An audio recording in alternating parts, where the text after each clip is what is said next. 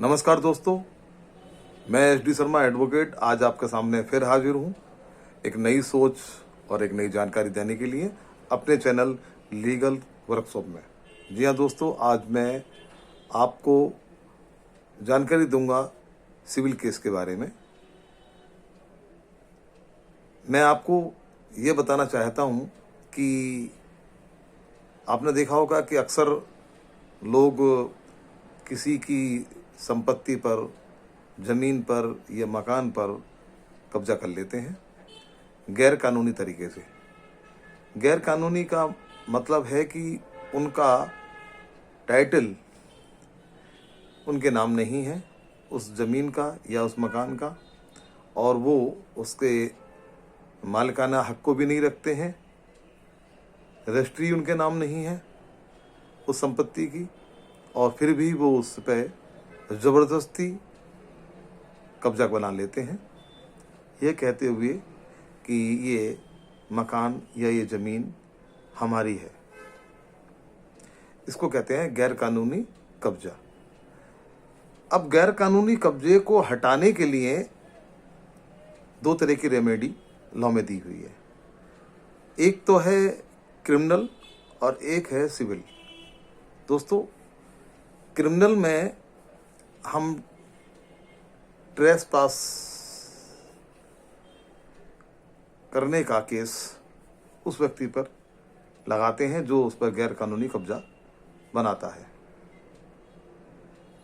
ट्रेसपासर की हैसियत से वो वहाँ पर बैठा हुआ है, तो हम उसके खिलाफ FIR भी करते हैं और कोर्ट में केस करते हैं कि ये ट्रेसपासर है और गैर कानूनी तरीके से इसने हमारी ज़मीन को हथिया लिया है, इसको खाली करा दिया जाए और हमें दिला दिया जाए। दूसरा तरीका होता है सिविल केस करके। सिविल कोर्ट में जाकर हम एक केस दाखिल करते हैं कि हम ज़मीन के मालिक हैं और अपने हक की जो कागजात हैं उनको हम रजिस्ट्री इत्यादि है जो टाइटल है उसको उस दावे के साथ में लगा देते हैं और निवेदन करते हैं कोर्ट से कि इस आदमी ने हमारी ज़मीन पर कब्जा कर लिया या हमारे मकान पर कब्जा कर लिया है गैर कानूनी ढंग से, जबकि मालिक हम हैं और हमारे कागजात ये हैं। कोर्ट संतुष्ट होने के बाद में उसको नोटिस करती है और उससे पूछती है कि कोर्ट में बुला करके कि आखिर आपने ये गैर कानूनी ढंग से कब्जा क्यों किया है, क्या राइट है आपका इसमें।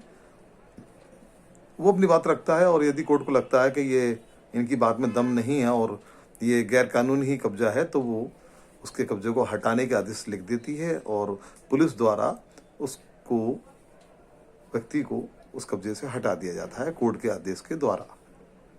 तो ये एक बड़ी जानकारी मैंने आपको दी है। और इसमें होता क्या है कि जब हम सिविल कोर्ट में जाते हैं तो उसमें एक कोर्ट फीस लगाई जाती है, जो कि उस संपत्ति की वैल्यू के हिसाब से कोर्ट फीस लगाई जाती है, और वो कोर्ट फीस उस राज्य के हिसाब से लगाई जाती है, जो क्योंकि राज्यों में ये कोर्ट फीस अलग अलग लिखी हुई है और जिस राज्य की जो कोर्ट फीस है वो उस पर अदा की जाती है और उसके बाद उस पर केस पे सुनवाई होती है।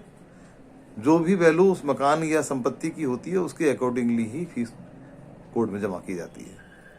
और उसके बाद में मैं बातें सारी बता ही चुका हूँ कि मुकदमा को किस प्रकार से हमारे हक में आना होगा, कि अगर हमारा टाइटल सही है तो कोर्ट हमारे हक में उसको कर देती है और पुलिस के द्वारा उस कब्जे को हटवा देती है। तो यही एक महत्वपूर्ण जानकारी मैंने आपको दी है इस छोटे से वीडियो के माध्यम से। और मैं हमेशा आपको समय समय पर नई नई जानकारियाँ कानून संबंधी देता रहता हूँ। और आप उसके बावजूद भी अगर आप मुझसे कोई कंसल्टेंसी करना चाहते हैं लॉ के संदर्भ में या कोई केस पर, विवाद पर कोई डिस्कस करना चाहते हैं, तो आप मेरे दिए हुए मोबाइल नंबर पर मुझसे बात कर सकते हैं या कोई केस मुझसे लड़वा सकते हैं।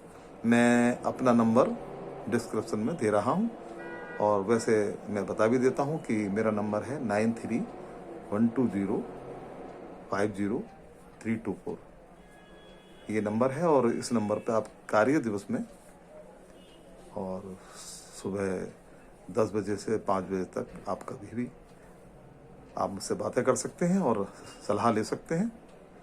इसके लिए आपको मेरे नंबर को डायल करके मुझसे बात करनी होगी। मैं समझता हूँ कि आप मेरी जानकारी का फ़ायदा ले रहे होंगे और लेना भी चाहिए। ये जानकारी मैं आपको मुफ्त में ही दे रहा हूँ। जी हाँ दोस्तों, तो इसके साथ विदा लेता हूँ और मिलते हैं फिर अगले एक नई जानकारी, नई बात के साथ अपने इस चैनल पर। तब तक के लिए नमस्कार। Thank you.